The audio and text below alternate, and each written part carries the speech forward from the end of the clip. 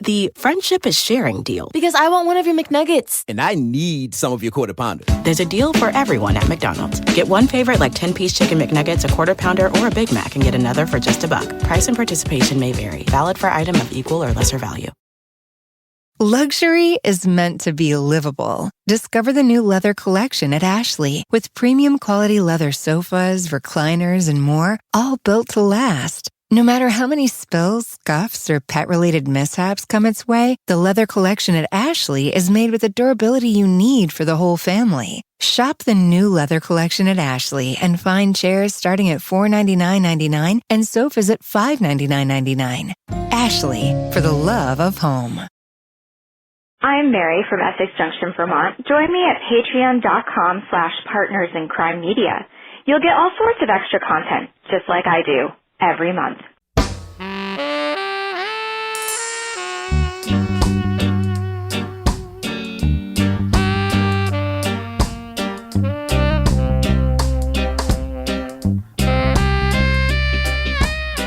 I'm Rebecca Lavoie, and this is Crime Writers On, the original true crime review podcast that digs into true crime, pop culture, other podcasts, TV.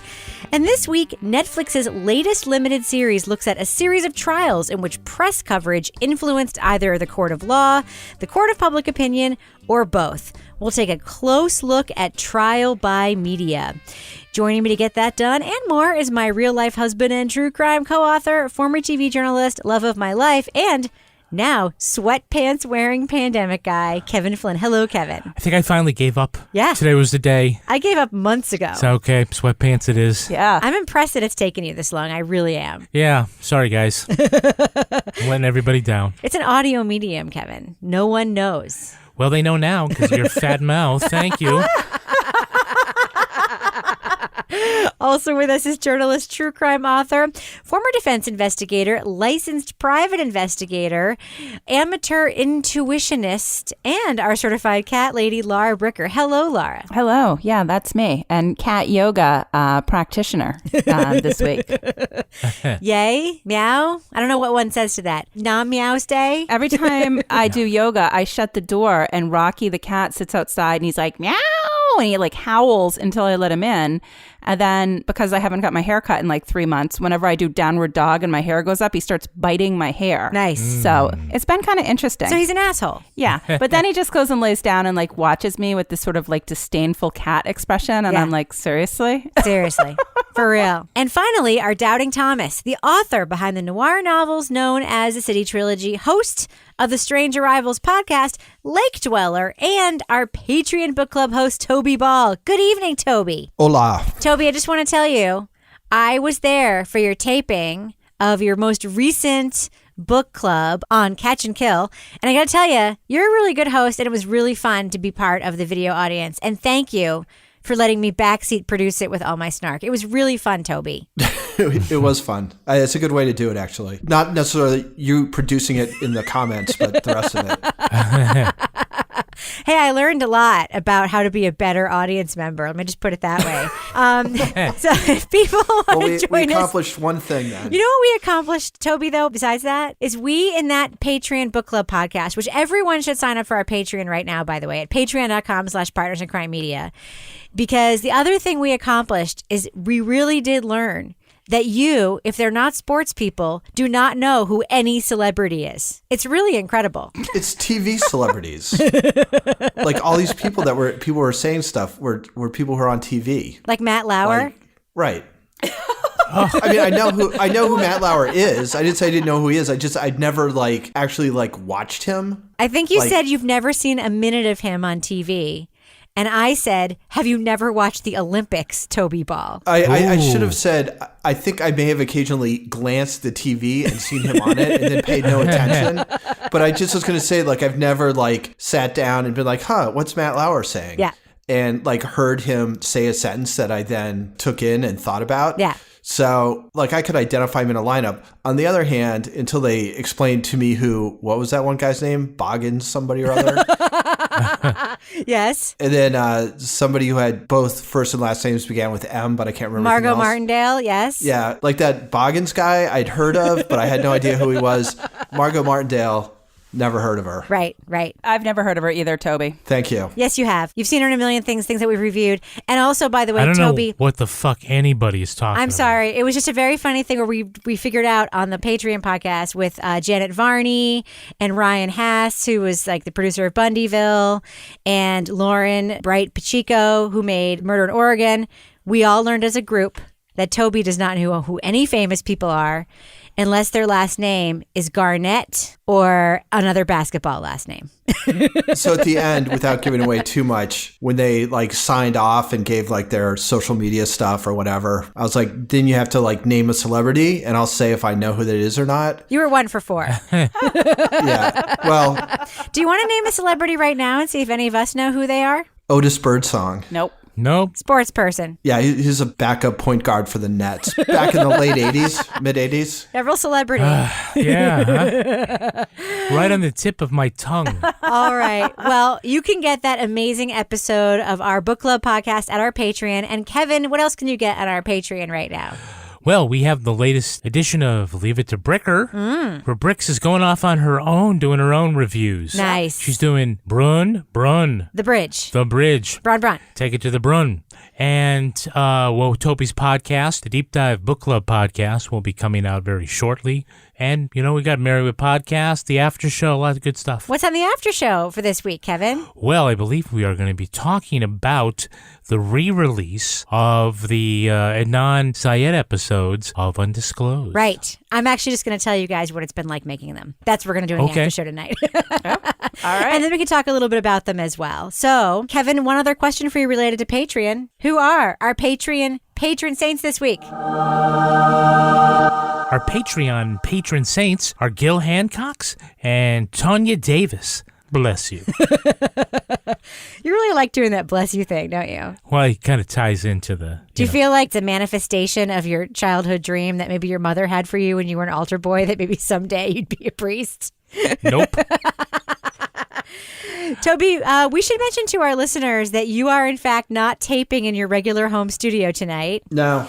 So it may sound a little different to them. Where are you? In the summer, every once in a while, I tape from our lake house on Lake Winnipesaukee, and that's where I am right now. Nice. I'm actually about to take a picture of the sunset, so just hang in there for a second. That's fine, Toby. You just go ahead and make some other content while you're actually being paid to make this content. You just go ahead and do that. It's cool. We'll just hang out and wait. Well, you know what the thing is that I'm going to tweet this out to our followers. Wow. He doesn't care. He's making all that sweet I heart money. That's true. Now he has a fancy UFO podcast. He doesn't need us anymore. That's right. All right. Shall we finally start the show? Let's do it. Let's do it. So I just hit record now? High-profile cases. There are 2 trials. Outside the courthouse and inside. Court of public opinion is very important. That's the first trial. Netflix's 6-part series, Trial by Media, looks at a group of high-profile cases and how press coverage influenced their outcomes. In some cases, the intense media coverage and live television coverage were major factors, such as in the Amadou Diallo police shooting trial. In other cases, public opinion shifts and turns one-time heroes into villains, as in the Bernie Getz case. And we begin with a story that says something about our times, the story of the subway vigilante. To many New Yorkers, this man has become a folk hero. It was the most notorious subway riot in history. And in other instances, engaging the media was a deliberate defense strategy, like in the Rod Blagojevich trial. Part of the strategy was to put him on TV because he still had this outsized, likable personality. Hi, I'm Rod Blagojevich. I'm backstage at the Ellen DeGeneres show. Please welcome Rod. Make people laugh, make him a sympathetic character, because they thought that could ultimately play out in court. Governor Rod Blagojevich is talking on TV as he did. Like The Innocence Files, each installment of Trial by Media is helmed by a different director. The cases cover the spectrum and shine a light on the system, the attorneys, and the media, putting a thumb on the scales of justice. Spoiler alert, we are going to be talking about plot points from Trial by Media. So if you want to remain spoiler-free, go to the estimated time code in our show notes for our thumbs up or thumbs down review. All right, so in Trial by Media, episode 1, Kevin, covers a case that I thought I remembered well. Actually, I can probably comfortably say that about all of the cases in this series. Yeah. I thought I remembered them well. I thought I knew them well. However, they haven't really been covered on a lot of other true crime media that we've reviewed. They haven't been on the subject of TV shows. It's not like the OJ case or other cases that we've seen. Yeah.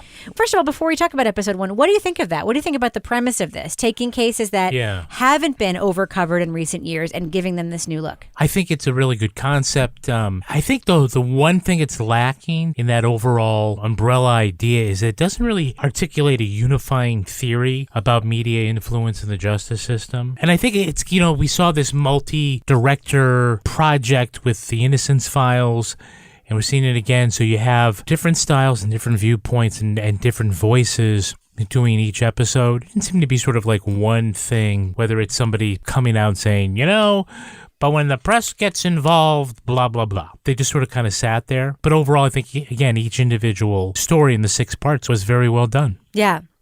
So I will tell you, just for full disclosure, I did interview Jeffrey Toobin, one of the executive producers of this. Who was the other executive producer? George Clooney. You didn't get to interview him, Who was not put up for an interview by Netflix, unfortunately. Rebecca, he wanted to do it, and I said, no fucking way, Clooney. Get away from my wife. This is not happening. But really, the first question I asked Jeffrey Toobin when we talked, I mean, I haven't heard the final Netflix podcast yet, so I don't know how it was edited, but the first question I asked him was you are a television legal commentator. Isn't this all your fault? And he was just like, yeah, totally. And I wouldn't he covered the OJ trial. Mm-hmm. He covered the Diallo trial. It is his fault, but he also sort of sees value in media, but also sees how it can be manipulated. So let's pivot then and let's talk about episode 1, which was the Jenny Jones case. Jenny Jones, Sally Jesse Raphael, Ricky Lake, Jerry Springer, Maury Povich, Montel Williams, they all had the same type of formats. And the term ambush television referred to television episodes that were kept secret from the participants. This was a trial about a murder that took place after a setup on the Jenny Jones show in which a straight guy was confronted by somebody who had a, quote, secret crush on him, and that secret crush turned out to be a man. And this case got complicated quickly. Laura Bricker, were you familiar with the Jenny Jones case before watching this episode of Trial by Media? I was not. What did you think? First off, I was when I was watching the clips of all of the talk shows of that sort of era, the sort of shock goju into reacting crazy talk shows, I was like, wow. That sort of, sets the scene right up front. But watching it and then watching the way that they were manipulating the guests on the show just made me so angry as I was watching it, especially as I watched how it played out. I was just it was just cruel the way that they set people up. And I know they do it because, it's like in college, hello, we all watched Jerry Springer. It was one of those things that was on in the lounge and your dorm or whatever. But going back and looking at it now, it just seems more harsh than it did at the time. And also, I was really struck by just the homophobia that was so present in this entire show, from that time period. I mean, it certainly was the setup was to make him cringe, right, Kevin? Mm-hmm, yeah. That was the setup, was to let's see how uncomfortable we can make this straight guy, which is in 2020. I mean, I know that things are not as fair and people don't have the rights they necessarily should have even in 2020, but it was shocking to see. And I remember this well, and didn't feel like that long ago to me. Toby, what did you think of this first episode, the Jenny Jones case? Because it was a complicated story, because it was more than just a guy who got mad and killed somebody. There were lots of other mitigating factors here. What did you think? Yeah, that's what I liked about the first 2 episodes, was that, there were complications and it didn't seem like there was an easy answer. And that's sort of, where do you apportion blame into what happened with Johnson Schmitz? Because you find out that he has some mental illnesses which would affect his decision making. It's clear that his father is sort of virulently homophobic. And I think they mentioned that he's even violent. And there's the whole thing with the Jenny Jones, just this manipulation and very public humiliation of this guy. And as a matter of fact, lots of people, but in this particular case, this guy. So how do you kind of parse out what's important and what isn't? Kevin, the trial was interesting because there was this very colorful attorney. Yeah, right. Yeah. Jeffrey Feiger. What did you think of him as a character? And he's an asshole. Okay. But what do you think about the idea of the Jenny Jones episode did get into some questions about journalism and about free speech and about all the things that on TV you should or shouldn't be allowed to do. What do you think of those questions and how they were dealt with? Well, it really is a good indictment of that daytime TV, the ambush TV as they call it. It's really, in a lot of ways, low class. Is it low class, or does it prey on the poor? And, Well, I guess a lot of the guests, it seems, just sort of anecdotally, that they're of a lower socioeconomic stature. Even like Jenny Jones, she started off like trying to be Oprah. Yeah. And it became apparent, if you want to stay on the air, that you have to be Jerry Springer. It was a good look at that time. I don't think we have a lot of those shows on anymore. We still have Judge Judy. But if anyone wants to say that Judge Judy isn't this, they're fooling themselves. Well, no. It is not this. It's bad, though. It is not It's not this. This is different, yes. Which is an audience egging on the guests and drinking their tears. Right. And cheering on their pain. Right. And inciting people to turn and throw chairs and throw punches, and that security guards are a necessary part of the staff to be bouncers. Yeah. We have Catfish. And we have all these shows like Teen Mom 2 and all these shows on MTV that are like putting people in provocative situations and filming it. Like, it's different. There isn't a live audience to do it in front of, which adds a different layer. Yeah, so this is a different kind of setup. And it brings a good point. Ultimately, legally, is the Jenny Jones show legally responsible for the murder? And I don't think you can say it was a foreseeable conclusion. Right. They have like a large sample size of guests across the industry and put in worse situations than surprise the person with a crush on you is same sex as you. And yeah, maybe they throw punches and they get angry, but nobody killed anybody. Right. So to say, yeah, they should have known, I don't think you can say that was foreseeable.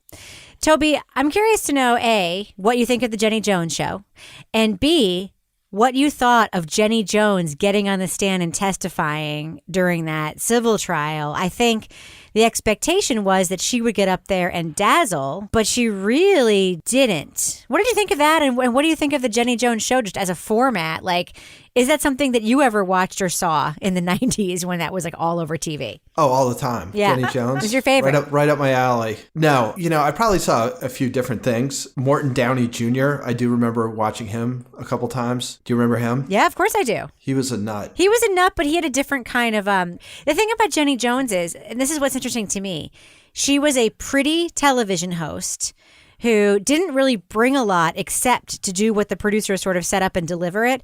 Morton Downey Jr. at least had like a gestalt, like he had a charisma in a way. Like Jerry Springer also, like former mayor, like brought something to it. Jenny Jones literally was like an observer watching shit go down on the show and making it worse. Are you saying that she doesn't sort of give off the vibe of provocateur? She does. No, she doesn't. A vibe? Well, in the vibe, no. But she actually did do the provocative thing. But I think Kevin hit on what she was doing on the stand, right? Is that she was purposely coming off as not being dazzling or provocative or anything. She's just Jenny. She's just Jenny. I love it. She's Jenny from the block. She gets people on. She doesn't know what they're going to say. She doesn't know what they're going to do. That's why it's a good show. It's the whole point, counselor. I'm not going to tell them how they should react. It's not even that. You're putting people in these messed up situations and gearing them up for humiliation. And I assume the audience has been served drinks beforehand, if that's their thing. So everybody's pretty ginned up. But, I think it's about getting poor people or other marginalized people on the stage so that you can laugh at them. And that to me that's objectionable. Yeah. Whether or not somebody ends up being murdered, the whole idea that is entertainment, it shouldn't be. I mean, it is. And I guess it continues to be in some ways. I feel like people are more aware for the most part who end up on TV of what's going on. Like they're aware of the camera more than these people were. I guess that's better, because there's a little more control over the image that they're putting out there. Yeah. It's maybe a little disturbing that that's the image they want to put out there. Yeah, at least they have agency. Whereas in this case, it seems like, I want to go on TV and I'm willing to be humiliated in order to be on TV. Yeah, I mean, there's a reason why this show was never on at 10 p.m. on network television, or on PBS. There's a reason why it was on during the daytime, and that they were able to, mine their own television audience to get the guests. It's sort of this, this ecosystem. Cheap to make, self-feeding beast is what it was. There were not a lot of MBAs who were saying, yes, I'd like to go on television and talk about my secret crush. Yeah, it was a little exploitive. Well, speaking of a moment in time, episode 2 of this series profiles, to me, I think it was one of the strongest episodes in the series. One of the most interesting cases, I remember it very strongly from my childhood. It really captures that moment in time. That's the subway vigilante case, the Bernie Goetz case.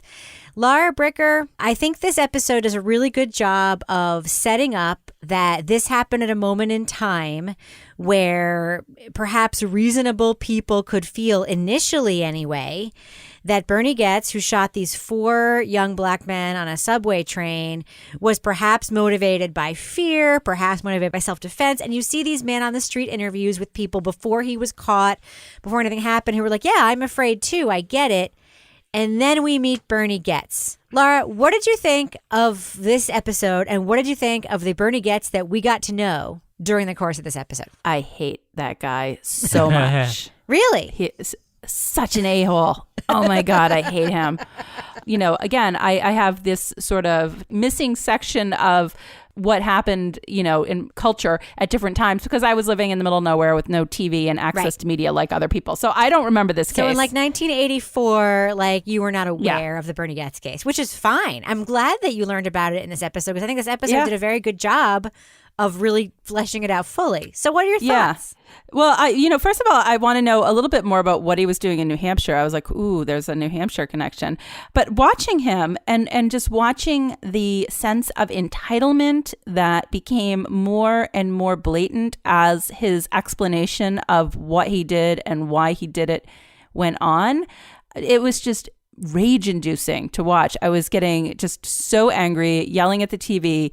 But watching how he created around him this sort of mob mentality of the people that were latching on, and the waitress who's like, he should run for president or something. And I'm like, he was just a dick, that guy. So I was glad that eventually he got what was coming to him. But it was still just maddening to watch. He was totally justified, and no big deal. And it made me really, really angry. A couple questions about the Bernie Goetz case. Kevin, I think one of the most interesting elements of it is that this is an example of one of several cases that we're going to talk about in this series where the person at the center of it leaned in to the media. That's why this was on this series, because Bernie Goetz made a decision to not do the thing that every defendant is told to do and not give interviews, not talk, not whatever. But he had Chinese food with Barbara Walters. Yeah. He was on, he was a subject of Saturday Night Live skits. He leaned into it. The media sort of embraced him. That was his way of dealing with it. He had to talk about it. I would not have done things differently. At the same time, I can't talk about it too much because I do have pending criminal charges. And I told him, everything you say is going to come back into that trial. But he was an unguided missile. That didn't really work for him in the long run. Yeah, unlike somebody like a Rob Blagojevich, who we'll talk about later, his leaning into the media coverage was not really a trial strategy. It was, I want to say what's on my mind because I have this view. And as his lawyer said, he was an unguided missile. So it wasn't very surgical. He just wanted to talk.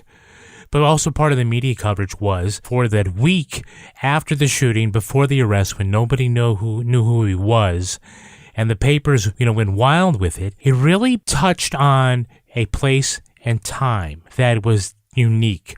If you'd said a white guy shot 4 black men on a bus in 1960s Mississippi, that tells a story. You don't have to know anything else. There's extra textual stuff there. You understand immediately the context of that, right? 1980s New York, coming out of the 70s, where New York is crime-ridden and it's bankrupt and it's filthy and people feel like it's unsafe. Shooting in a subway was very symbolic of sort of how people felt at the time. He was like they said, a folk hero at first.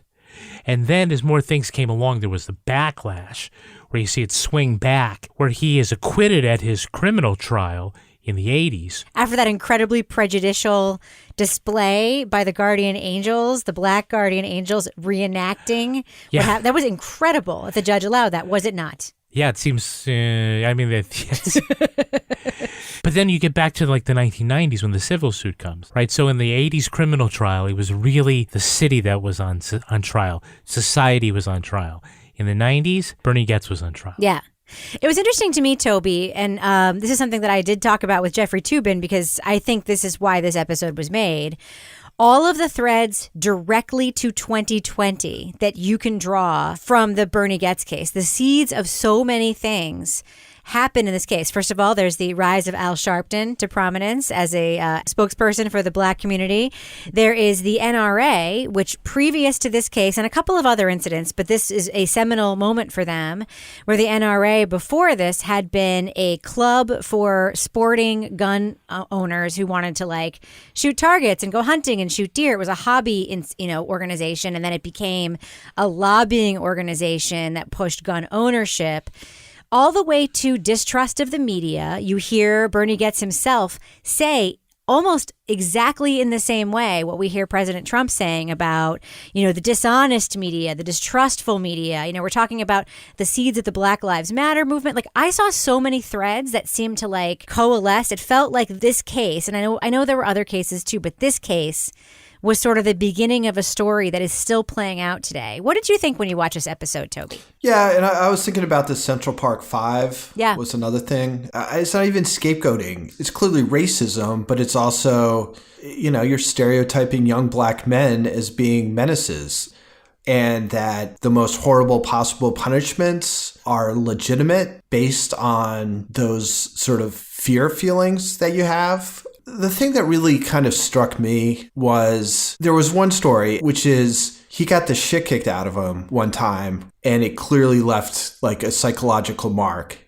And I think the one time that he said something that made the whole thing seem not justified, but at least understandable what he was thinking at the time, was when he was like, those guys were about to kick the shit out of me. And I've experienced it, and I did not like it. And you hear, I think they had at least one or possibly two people kind of echoed that as being the reason behind it. And as long as that, before they knew who he was, and even once they knew who he was, but that it seemed like that was really what was going on, that the crime was looked in one way by a lot of people, not by Al Sharpton, but by a lot of people. But then when it became clear that he was a racist, and, he had gone beyond defending himself, but had maimed them in cold blood, that then suddenly the same actions, like nothing had changed about the actions, but just because his mindset at the time was different than what people had assumed it was based on their own fears, then suddenly he becomes, instead of a folk hero, but really a villain, except for, I think, people who harbor the same sort of racial resentments that apparently he did. So I don't want to make it sound like I'm in any way defending him, but I just thought that the way the narrative changed, and that changed people's understanding of what happened. I thought that was pretty interesting. Now, there is a thread that ties between the Subway Vigilante episode 2 of this series and the Amadou Diallo episode 3, which is that in the days following the Subway shooting, Bernie Goetz, before anyone knew it was Bernie Goetz, was given a name, the Subway Vigilante. And Amadou Diallo was named by the press immediately after his death as an immigrant street peddler. Mm-hmm. So that was like the sort of beginning of the media's, naming a victim in the way that almost blames or marginalizes the victim and takes away their humanity.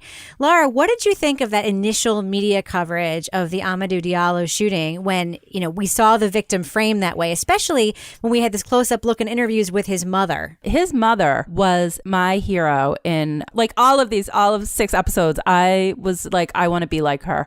Not only, does she come to a country that's not her own, where she doesn't know anyone, and she's coming in sort of blind in terms of trying to figure out what's going on. And, she's being initially fed the narrative from Rudy Giuliani, and they're putting her up in the hotel and everything like that.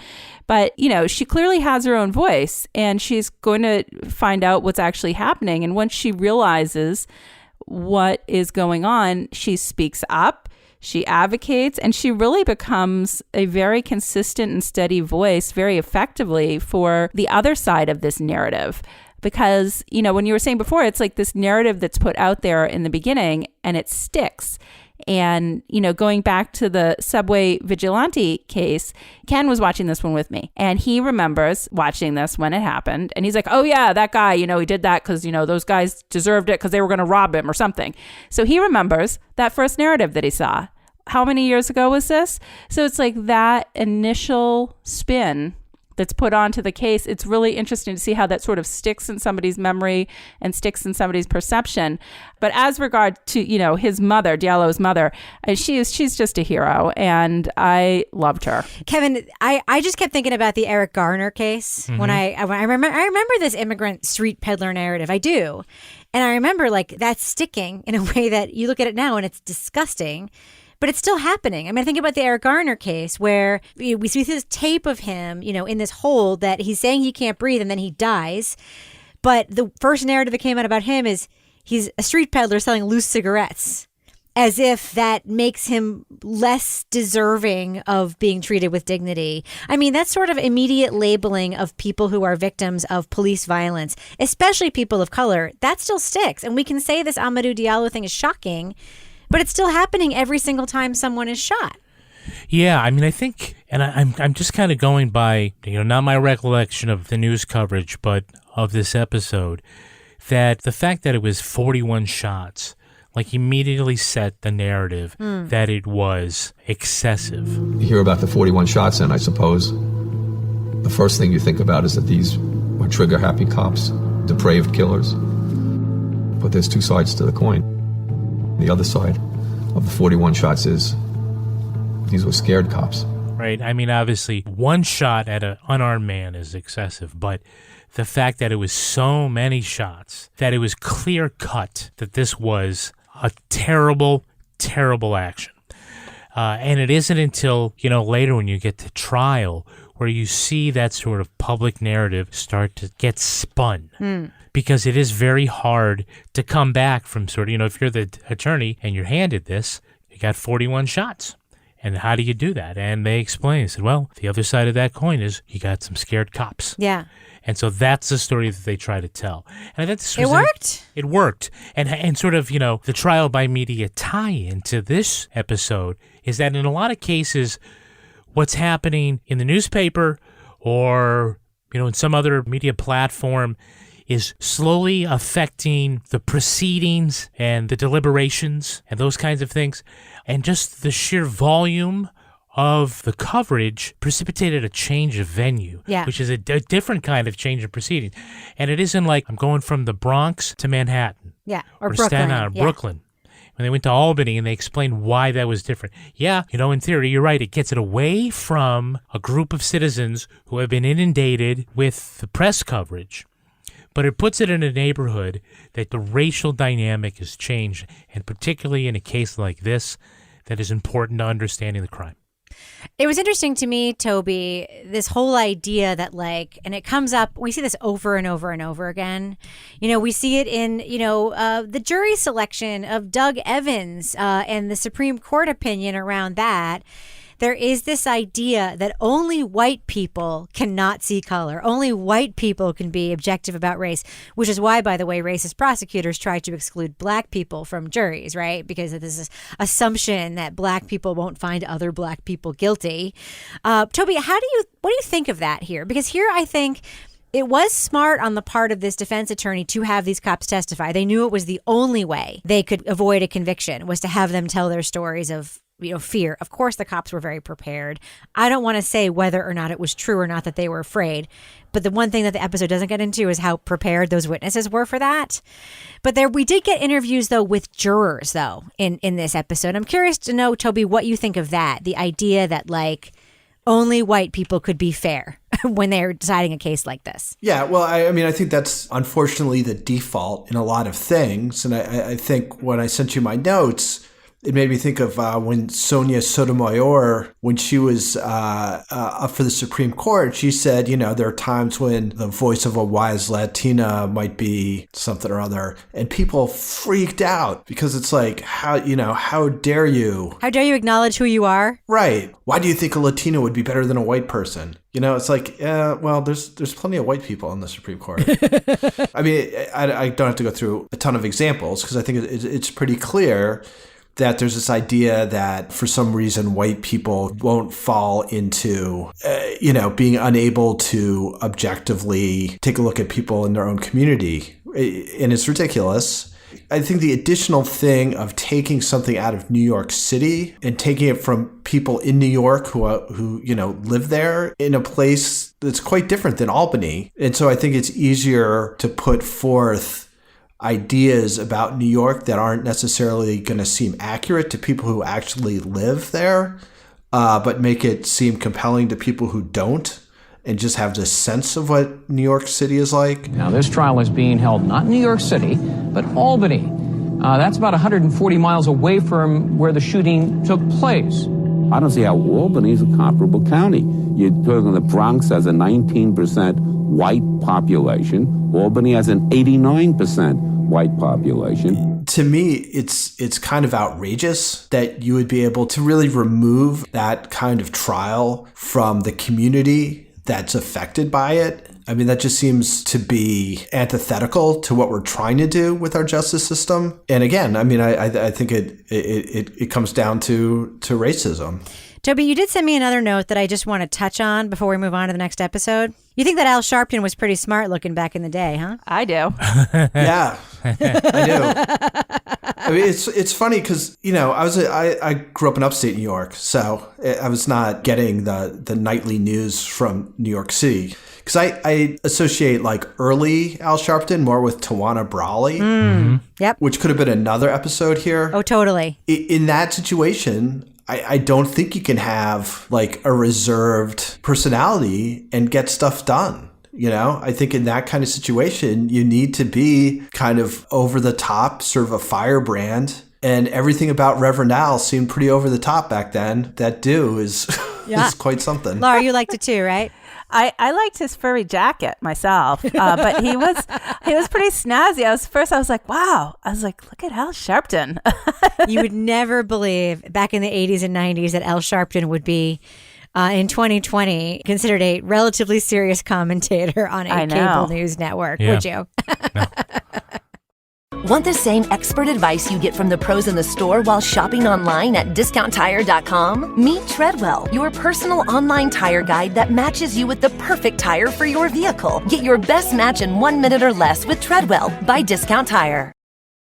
The friendship is sharing deal. Because I want one of your McNuggets. And I need some of your Quarter Pounder. There's a deal for everyone at McDonald's. Get one favorite like 10-piece chicken McNuggets, a Quarter Pounder, or a Big Mac and get another for just $1. Price and participation may vary. Valid for item of equal or lesser value.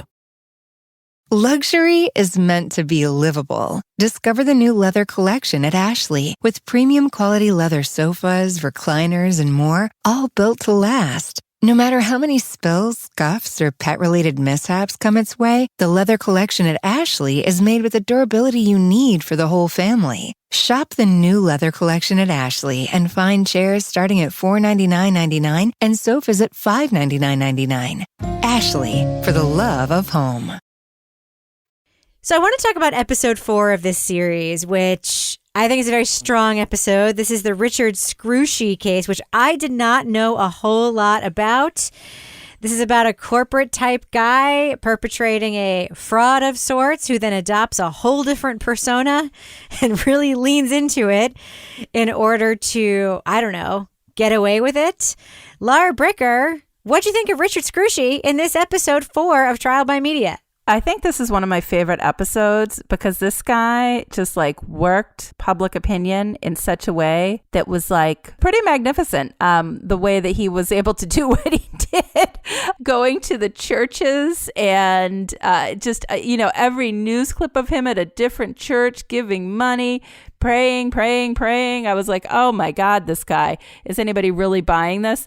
It was really interesting to watch. And then especially to see the ripple effect from that when, this whole group of black pastors shows up at court to support him. So this whole episode was really something. Now, wait, was he the one that was also in like a rock band? I'm trying to remember. Yeah. Yes. Yeah. Yes. I mean, this guy had it all going on for him. Kevin, this guy was House of Cards, like Frank Underwood in the first season of House of Cards, right? He's this rich white guy who successfully, I should say, manages to rebrand himself as a poor black man, sort of, and convince, like, granted, like, on the one hand, I want to be really cynical and say, like, many of these church leaders were probably just like, yeah, I'll take the check and just go along with whatever. But it's freaking awful, but also really, I hate to say it, kind of fun to watch how he did this incredibly manipulative and awful thing, but then it actually worked. And it was his lawyer's idea? We knew he needed to be on TV. In his own words, he and Leslie. It's just a different way of messaging. 12 people going to decide your fate. You never know. You never know. It worked for a time. Yeah. I agree with the rest of you guys that I think this was the most fun episode. In part because this is a civil trial. Yeah. And not a criminal trial. He didn't like the other murder ones. anyone. Yeah. So it seems like the media coverage aspect of it is all sort of pre-trial stuff. Remember, it's in federal court, so you can't bring cameras into federal court, so there's no court TV live coverage from the trial, and there's a commentary going live and that kind of stuff. But his ideas about, let's get our own TV show. Yes. He became a telepastor. Well, yeah, his lead attorney really laid out the case that, you want to get him on TV because you get a lot of churchgoers. Yeah. So if you can show yourself to be somebody who is God-fearing, that they're perhaps going to look at you in a better way. Although I would argue perhaps the way this case was won was not in the air assault, but from the ground assault of his own attorney in court, his homespun country lawyer. How would you say that, Kevin? Laura wants to hear you say it. I want you to say his trademark saying, Kevin, please, in your Bill Rankin voice. All right. All right. There are two sides to the pancake. No matter how thin, my grandma says, no matter how thin they pour that pancake, there are two sides to it. Toby, is that true? Are there two sides to a pancake, no matter how thin it's poured? That's the truest thing that came out of that guy's mouth the entire time. What do you think of Richard Scrushy, Toby? I know that you're more sort of in tune with like these kinds of crimes than the rest of us are. I mean, I know that you like financial, complicated, fraud stuff. Did you know about the Health South case before watching this? Never heard of it. Okay, so what'd you think of it, and what'd you think of Scrushy? It almost plays like a parody because he's so full of shit all the time about everything. And this idea that he suddenly becomes religious and everybody kind of buys it. And he just wants everybody to be able to say, he's a good Christian man, and part of how he gets them to buy it is by spreading money around. Did you see, by the way, who his guest was on his show when they showed that clip? No, who was it? It was Roy Moore. Oh, that's right. That's right. Oh, It was Roy Moore. I did notice that, actually. That's right. So, and before Roy Moore was known for picking up 14-year-olds for being a malls, pedophile, yes. It was all about trying to get a 10 Commandments monument in front of the courthouse in, Birmingham or Montgomery or something. So he was like a real sort of theocracy guy before he was outed as a pedophile. Anyway, when they showed that one pastor who had really been in his corner, and then, he was saying that when Scrushy got off the first time, that, the Lord's looking after you and all this stuff, and you got to keep that in mind. He's like, well, and I basically never saw him again. It's like, well, that's the most fucking predictable thing in the world. Yeah. What was good about that, Toby, was that throughout the interviews, it certainly made it seem like, to this day, that Reverend still feels like Scrushy was sincere. He never said that he didn't think he was sincere, but at the end, it kind of said it all when he said, yep, he never came around again. He didn't have to say anything more than that. But he still had By the way, his TV show. Scrushy is the only defendant of these 6 episodes that we get to hear from. Yeah. Which was a really interesting In the first perspective. person. That's true. Yeah. That's interesting. Because you know what? He doesn't give a fuck. Yes. He's probably trying to peddle his consulting business in Houston or whatever, right? For looking for clients. Oh, I'm sure. Oh, God. Who's hiring him? Seriously?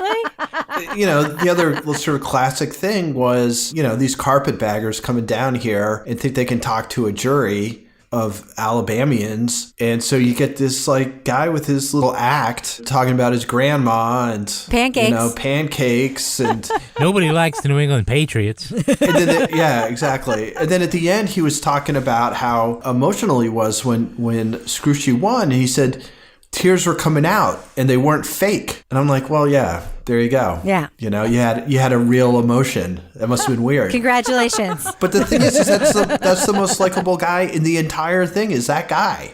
I mean, the other lawyer who literally wrapped himself in the flag and was trying to, I don't even remember what he was trying to compare Scrooge's thing for, like Brown versus the Board of Education or some other like... The Dred Scott decision? Yeah, that was Yeah, I mean, it was just like, it's like, what are you talking about? And like, do you just do this at every single trial? Yes. This has nothing to do. Yes. And then it turns out he was a scammer. Yeah. So it was just like all these freaking scammers. And like the guy who's like the most like flamboyant about it is the only guy who didn't end up going to jail at any time. Yeah. So, it was kind of fun, but it also it's just all so completely insincere. Yeah. It's insincere people preying on very sincere people and trying to convince them that they share their sincerity about things that are very important to these people. And in fact, it's just absolute and complete bullshit. And as soon as they can drop the act, they will. And the other lawyer, as soon as this was done, he moved to Miami and just got out of Dodge. I was like, huh. Okay. Well, I want to skip episode 5, the Big Dan's New Bedford rape case, for a second, and because I do think there's a very direct thread that we can tie between the Scrooge case and the Rod Blagojevich case. Mm-hmm. Because here you have yet another person who has been put in the spotlight for committing a crime, in this case, basically trying to sell Barack Obama's Senate seat after he becomes governor of Illinois. And he, like Scrooge, leans in to the media in a whole different way. He becomes a contestant on The Celebrity Apprentice. He makes himself a guest on every talk show imaginable. He does the David Letterman's top 10 list. He's self-deprecating about his giant head of hair. Laura Bricker, what do you think of Rod Blagojevich after watching this episode? You got to give it to him. He didn't give up without a fight. But boy, it was almost like, when they actually came out, like diagnosed him with the narcissistic personality disorder, Surprise. Didn't see that one coming. But, there was just so little, it felt like self-awareness of what he was actually charged with and the severity of what he had done and the wrongness of what he had done. As you're watching him just go from show to show to show, like this big lark, and his wife standing by him. And I think the only moment of actual sincerity you see out of him is when he talks about like his children. And, when he, realizes like, oh, yeah, I'm actually going away. And, we've dealt with this as like Kevin and I, when we were, doing news reporting, there's some people that you deal with that are just so good at spinning the media and so good at always being available for a comment and always being there when you need them to step in. And I felt like watching him, that was a quality he had. And, it backfired on him. Ultimately, I mean, it didn't get him where he thought it was going to get him, but it was really interesting to watch. And the fact that everybody just like, I mean, I guess what do you have to lose having him come on your show? You're like, hey, see what he says, Kevin, a big part of this is just politics in Chicago and politics in Illinois. Yeah. Which are so corrupt. I cannot believe. I just can't believe that it's accepted that your local politicians are going to go to jail. Yeah. Another governor going to jail. Yeah. That's amazing. It's not what happens where I live. You can see why people get turned off to politics. But in some ways you sort of understand. I mean, I'm not saying in any way excuses what he did, but he really is acting as if everyone else acts in that political sphere. There is a little bit about how come I'm not getting mine. Yeah. Which is a sad statement about public service in that state. Yeah. That, everybody should get it. And he's right. He had something that was, in a black market sense, very valuable. Yeah. And, I guess there are federal laws that he broke, but he didn't pocket a nickel from it, in part because they decided they had to move fast, because it wasn't like you had to cash a check in order to get the benefit. He just says, Rebecca Lavoie, you're now the next U.S. Senator. Yeah. It's too late then. That part of it, the more I thought about it, was really interesting. What do you think about his decision to do everything you can in the pretrial media push? And what he and his family did after President Trump was elected to try to get him out. Okay, so the pretrial stuff, I mean, we've seen this in a couple other ones. The idea that his exposure is like, no, don't go out there and necessarily try to defend and say you're innocent. Show that you're a nice guy, that you're funny, you can be the butt of the joke. And that's a way of disarming him, right? That people see him not as a threat because he is the butt of the joke. But this idea, clemency by media, that you can petition the chief executive for a pardon or clemency by flattering him on television. It's just so of this moment. Yeah. I just do not see this being something that you could do with future presidents, that you can just play to their vanity and that, oh, sure, I'll just let you out of jail because of it. It was almost like future Rod Blagojevich went back in time and told past Rod Blagojevich, go on Celebrity Apprentice because you need to be friends with this guy. Well, I do want to move on to, I think, for me, one of the strongest episodes of the series, if not the strongest, was episode 5, which was about the Big Dan's New Bedford rape case. This case was in this series for several reasons. One is it later became a film, The Accused, starring Jodie Foster. Did you win an Oscar for that? She did win an Oscar for it, which they don't address the film in the series, but just as an aside, it did remind me of this, something we've talked about on the show before, where the fictional media made after a case can influence your memory of the real case, such as with the Pam Smart case and the Nicole Kidman film To Die For. Except that film, dramatized something that actually did happen. And one of the things that really, when you watch this, just seems so out of place in 2020, and you realize in the context of history was not that long ago, was the public debate over whether or not this victim of a gang rape on a pool table in the back of a bar was asking for it. And you literally have man on the street interviews of people debating, Kevin, like a reporter walking up to someone during a stand-up and saying, what do you think? And they're like, I think she asked for it. Literally using those words. And then there developed a public backlash. And you saw this particular swing of the pendulum. Some people have asked, did she ask for it? What was she wearing? Why was she alone? Did she know anybody in the bar? Does that matter? Laura Bricker, what did you think when you saw those clips? Oh my God. This episode was so hard. That was absolutely maddening. This is 1983 when this happened. And yeah, that's a while ago, but it also was just absolutely horrifying to listen to kind of the public sentiment that existed at the time, where something that was so clearly just an absolute, beyond horrible attack, beyond horrible, but to hear people justifying it because she asked for it, she maybe changed your mind, maybe she'd been drinking, this or that. Watching that, you're wondering, how is this actually going to play out when it gets to court? But then you're also listening on the other side to the advocates from the crisis centers who are literally saying the same thing that we say today about victim blaming, and this is going to deter other women from coming forward. And to see, and realize that side of the coin when it comes to sexual assaults and rapes has also been going on for that same amount of time. And we're still saying the same thing because that still happens. Toby, one of the central debates in this episode, and it's one that I struggled with myself, a problem with this case was obviously that cameras were allowed in the courtroom and that the victim's name and address were broadcast on television because the judge did not do a good job managing the idea that this would be a televised trial. Like, there was an idea about transparency being good, which, by the way, I think is right. And he seemed to be thinking the right thing. If it were up to me, all just didn't court think cases, it all the way through. If it were up to me, literally every criminal trial, every court procedure would be accessible by audio or video. I do think there should be transparency. However, the idea that this was managed so poorly, that the victim's name and address were broadcast on television, thereby allowing this already very incensed community, this marginalized community of Portuguese people who felt like they were on the outside and being victimized by this trial, gave them ammunition to then, vilify this victim.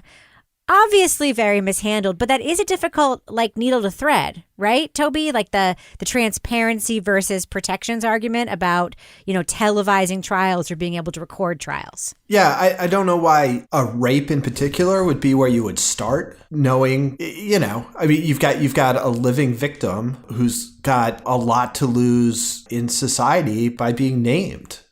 So, yeah, trials should be as public as possible.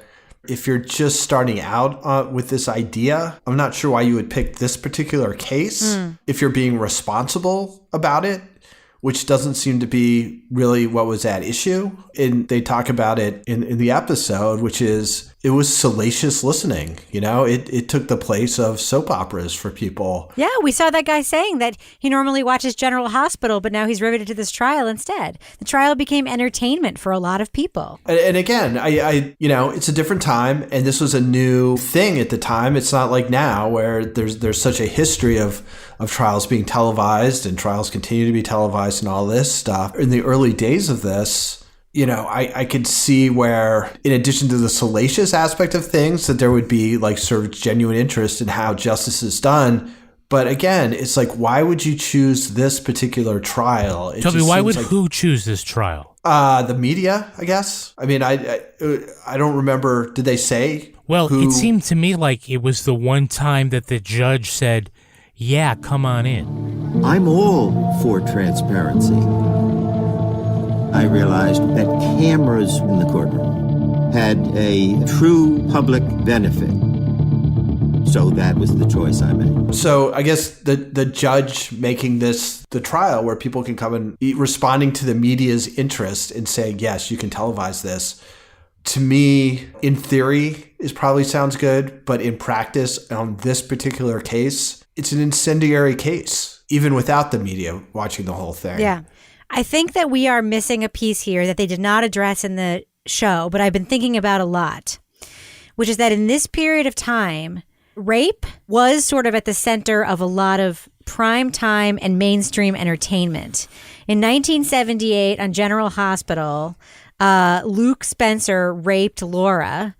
And then a couple years later, they got married on the show. There was this whole idea of the rape was actually part of his, uncontrollable love for her.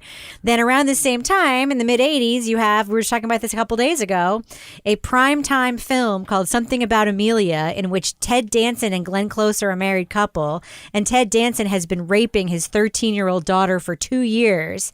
And the ending of that movie is they all go to therapy, and Amelia ends up forgiving her dad, and they all kind of get back together. Happy ending. It was a very different time, and this is not an excuse, but I do think that plays into why the judge may have thought it was okay to put this on TV. The conversation around it was just extremely fucking The awareness different. of it is different today than it was then. Of course. That's clear. And we see that the advocates trying to get the word out. And the talk of, people were saying, but what if she wanted it? How can you tell? And yeah, that is the way people talked and thought about it in that moment. And today we know better.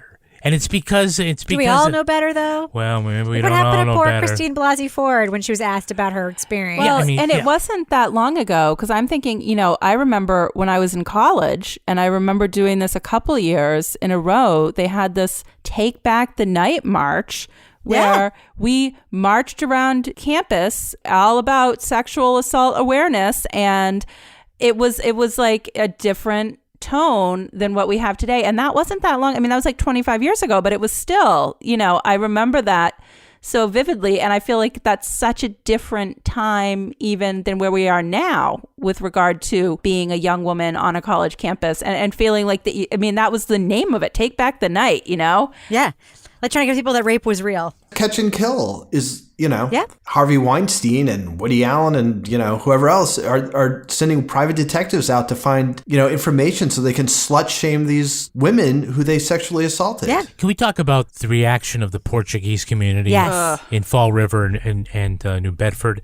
Because I thought one of the things that, made this a really great trial by media episode is you see the evolution of public opinion, where it goes from shock and embarrassment for the community and an awareness of the issue, and then on talk radio backlash against the accused, which became against the immigrant community. and then backlash against the victim, and then the outrage of the Portuguese community saying that they're being oppressed because these guys were found guilty at trial. And I thought that was a really fascinating arc to watch. It was fascinating because it was like, and it is interesting. We're not going to take it anymore. And I'm like, what are you not going to take what? Yeah. I mean, it was as if they were hearkening back to a different time where they had been marginalized in a different way. And sort of, it was sort of reminding me, Toby, it was sort of like the anti-Italian sentiment, like at the turn of the 20th century, right? And like the beginning of the 20th century. And then like when I was a kid, and you guys probably can't relate because you're not Italian, but I remember like my grandma, like in the 70s and 80s, talking about like the discrimination against Italians. And I was like, yeah, I'm literally not experiencing that. Like, like a lot of my black classmates, like maybe, but not so much against the Italians. It sort of reminded me of that. Toby, like there was that sort of weird like component to this where this community rallied and made themselves victims when in fact these men had committed this crime, and like nobody really denied that the crime happened. It was just how it was characterized that was denied, right? Yeah, and they do talk about, and I don't know how public or pervasive this was, but the people talking about the community as a whole is not assimilating and not understanding American values, and kind of making it seem as though brutal gang rape is just part of the Portuguese culture, that they're not leaving back in the old country. So in that case, I can understand the feeling of being persecuted, but beyond that, I mean, it's the whole situation is so tragic, and the fact that the victim died in a drunk driving accident in Miami at age 26 or something. 2 years later, it's just awful. Well, the way they led into that, I think I can't remember who said. I mean, she was basically sentenced to a life in exile, and it was just like a tragedy the way that the whole thing played out. Now, Kevin, we do hear from the judge. We do hear from people in this series who like look back on it and sort of talk about their decisions and what went wrong. Do you like seeing that sort of modern day reflection, sort of looking back at these things and like the perspective about why I did that and it went wrong because I made this mistake? Yeah, I mean, especially in that particular episode from that judge. Why did you let the cameras in? And the fact that he took responsibility for that particular mistake. I take him at his word that he thought this would be in the public's interest. And it was just great because too many times, and Laura will back me up on this, you run into a judge who feels like if we let cameras in or we let this in, it's going to unduly influence what's happening, and there's no evidence of that. Yeah. It's just the judge's gut, and that's not a legal argument. This case, he's like, it's important. He recognized the public interest around it and that there is, lack of understanding of what the process is and that letting the cameras in would be good. He just didn't get to that next step. Okay, don't put the camera on the victim, but how do you handle the testimony? Right. So he's like, I think he acknowledged that. All right, well, let's do what we do. Let's let our listeners know, should they check out Trial by Media on Netflix? This is a 6-part series, and I made the choice to have us review only this week because the 6 episodes are all so different from one another. I'm curious to know, panel, do you give this series a thumbs up or thumbs down review? Laura Bricker, I'm going to start with you. What do you think?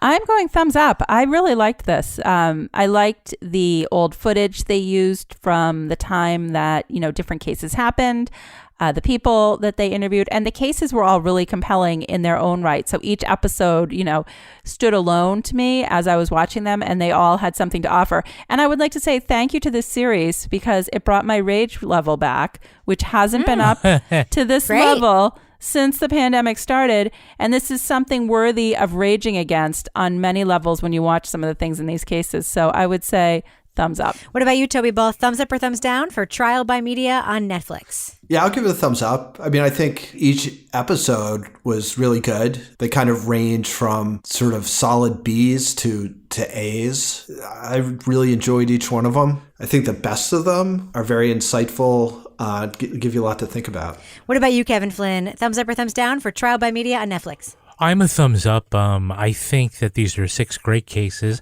I think it's less about the influence of the media on the cases. At least it didn't seem like that was really what they were discussing.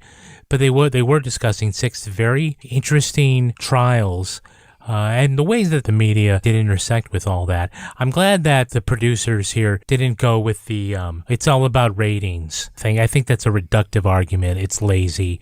And that really isn't the case. I've never had a reporter say, I'm going to do this story because I'm going to get great ratings. It's not a one-to-one kind of thing. And it reminds me of like that Mad Men episode where Don Draper admonishes Peggy for saying sex sells. He says, no, people say they don't understand what we do. It's like that. I hope they come back with a second season. I'm a thumbs up. I'm a thumbs up too. I also hope they come up with a second season. What I loved about this series was that these are 6 cases that we have not seen over and over and over again. And as we have seen in many true crime products, like there are different looks at different aspects of certain cases. These are all cases I was familiar with, thought I remembered, but didn't. And I think that was kind of the point. The intersection with the media was handled very differently by all of the defendants and all of the lawyers and all of the media markets in these stories. So we really got to see both the positives of media intersection, the negatives of media intersection, and how defendants and lawyers, leaned on media or avoided media. I just think it was really interesting and really well put together. One thing we didn't talk about at all was just sort of the production style of this. It was just beautifully made. And I appreciate something that's beautifully made. So big thumbs up for me for Trial by Media. Want the same expert advice you get from the pros in the store while shopping online at discounttire.com? Meet Treadwell, your personal online tire guide that matches you with the perfect tire for your vehicle. Get your best match in 1 minute or less with Treadwell by Discount Tire. The friendship is sharing deal. Because I want one of your McNuggets. And I need some of your Quarter Pounder. There's a deal for everyone at McDonald's. Get one favorite like 10-piece chicken McNuggets, a Quarter Pounder, or a Big Mac and get another for just $1. Price and participation may vary. Valid for item of equal or lesser value. Luxury is meant to be livable. Discover the new leather collection at Ashley with premium quality leather sofas, recliners, and more, all built to last. No matter how many spills, scuffs, or pet-related mishaps come its way, the leather collection at Ashley is made with the durability you need for the whole family. Shop the new leather collection at Ashley and find chairs starting at $499.99 and sofas at $599.99. Ashley, for the love of home. Now it's time for my favorite part of the podcast, a little something I like to call the crime of the week. Of the week. Police in California say a man wearing only underwear and no shoes jumped into a tanker filled with red wine. Then, while the rig was speeding down the highway, he started drinking straight from the tank. It happened last week in Modesto. Police say that Gabriel Moreno tricked the truck driver into pulling over, but he put it back in gear when Moreno spotted a man jumping on the tanker. While the truck was cruising down Highway 89, he crawled underneath the tank and unscrewed one of the valves. Officials say 1,000 gallons poured out on the highway, but not all of it went to waste. They say Moreno positioned himself, quote, like a snow angel, and drank as much of the vino as he could muster. He was charged with felony vandalism. Postscript, upon his release the next day, Moreno was rearrested trying to steal a pickup truck near the jail. Panel, we're sure Mr. Moreno had his reasons. My question for you is, if you were his attorney, what would you tell the judge? Laura Bricker, what do you think? Well, I know the answer to this. So there's this defense called competing harms. And it's like, if you are, your wife's in labor and you're speeding on the way to the hospital, that was justified. So clearly, this guy needed to get somewhere in a hurry, because one day he hops the wine bus and drinks all the wine, and the next day he steals a truck to get somewhere.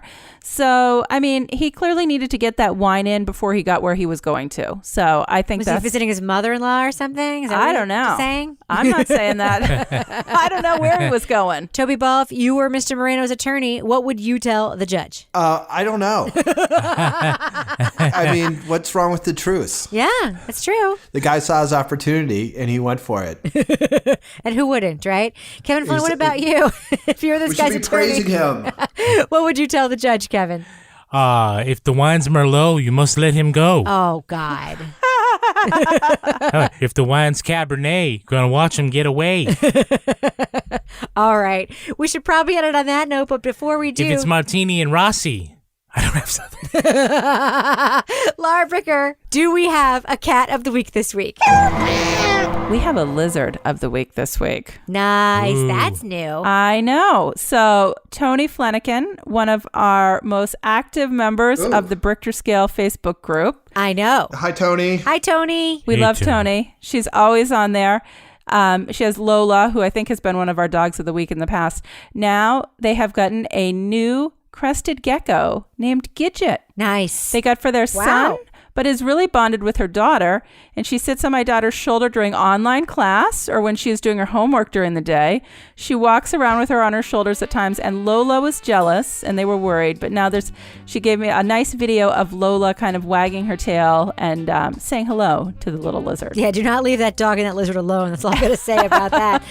Laura Bricker, if people want to reach out to you on social media, perhaps Twitter, to pitch their dog or cat or lizard or llama to be cat of the week next week, how can they find you online? At Laura Bricker. And Toby Ball, folks want to reach out to you and ask you very personal, burning questions about the things they are learning listening to the Strange Arrivals podcast about UFOs and potential alien abductions. How can they find you on Twitter? At Toby Ball NH. Kevin Flynn, folks want to reach out to you and say, nice sweatpants. How can they find you on Twitter? I'm at Kevin P. Flynn. And if you want to follow me on Twitter or Instagram, you can find me at Reb Lavoie. You can also follow the show on Twitter at Crime Writers On, and I encourage you very strenuously to join our amazing community on social media on the official Crime Writers On Facebook discussion group or our regular old Facebook page. Support the show on patreon.com/partnersincrimemedia, and you'll get the after show right now. Plus, Married with Podcast, Toby Ball's Deep Dive Book Club podcast, and Laura Bricker's Leave It to Bricker podcast. Our theme song was performed by the New York Ska Jazz Ensemble and used with permission. Our line editor is the very handsome and rakish Henry Lavoie. Our social media and newsletter maven is brand new mama for a third time, Meredith Plunkett. Yay. Congratulations, Meredith, and little Will, welcome to the world. This show was recorded in the Yoga Loft above the Bodega in Bay St. Louis, Mississippi studio, otherwise known as Studio C, the closet in our New Hampshire basement, where we too operate a media empire to preemptively taint any future jury pool. On behalf of all the crime writers, thanks so much for listening. We'll catch you later. All right, are you guys ready to record a show? Mm-hmm. Yeah, let me just check my levels real quick. Doesn't it sound like he's in a public toilet? Yeah. Is it better? You sound really.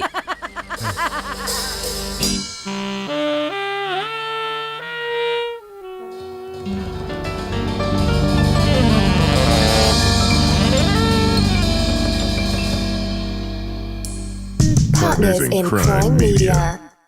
Luxury is meant to be livable. Discover the new leather collection at Ashley with premium quality leather sofas, recliners, and more, all built to last. No matter how many spills, scuffs, or pet-related mishaps come its way, the leather collection at Ashley is made with the durability you need for the whole family. Shop the new leather collection at Ashley and find chairs starting at $499.99 and sofas at $599.99. Ashley, for the love of home.